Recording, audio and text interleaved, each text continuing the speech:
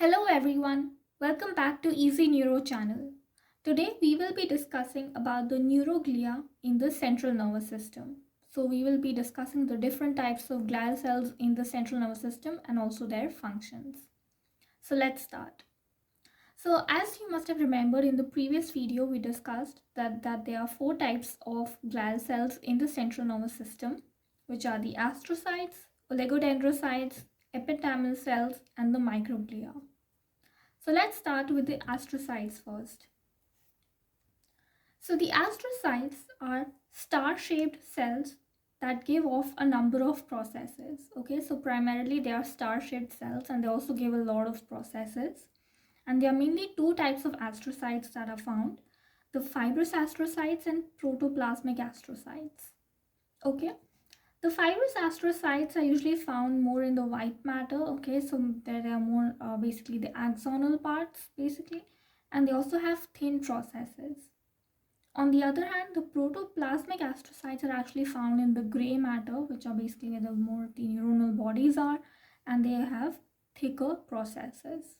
Okay, so this is one difference between the fibrous and protoplasmic astrocytes. There are also intermediate astrocytes, which are like in between the fibrous and protoplasmic astrocytes, but these are the main two types. Now, what are the functions of astrocytes in the central nervous system? Firstly, they provide mechanical support to neurons. Okay.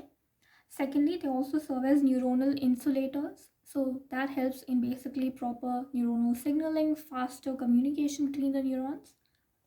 Thirdly, they also help in the formation of the blood-brain barrier. Okay, so the blood-brain barrier is also a very important part of our nervous system, and the astrocytes actually play a very important role in forming this barrier. And we will talk more about the blood-brain barrier in detail in the next few videos.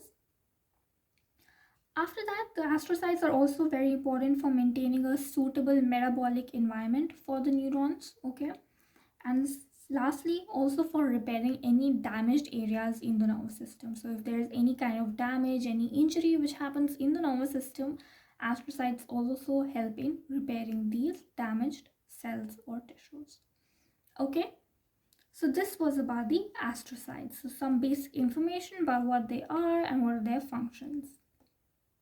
Next we come to the oligodendrocytes. Now oligodendrocytes are rounded or pear-shaped cell bodies. Okay, so they have rounded or pear-shaped cell bodies and they have few processes. Okay, so compared to astrocytes, the oligodendrocytes have less processes, and the main function of the oligodendrocytes in the central nervous system is to provide the myelin sheath to the nerve fibers. Okay, so they wrap around the axons to form the myelin sheath for the central nervous system neurons. Okay, and they can provide myelin sheath to several axons. Okay, so one oligodendrocyte can actually ensheath multiple axons. Okay, so that is the main important function of the oligodendrocyte, to provide the myelin sheath to the axons of the central nervous system, and this myelin sheath then helps in installation of the neuronal signals and proper and faster communication between the neurons. All right. The next type of glial cell are the ependymal cells, which are basically the cells lining the ventricles of the brain, okay, and also the central canal of the spinal cord. All right. And what is their function basically? So their main function is to basically help in the exchange of materials between the brain and the CSF, which is the cerebrospinal fluid. Okay, so they basically help in the exchange of materials, okay, can be nutrients, between the brain and the CSF. All right.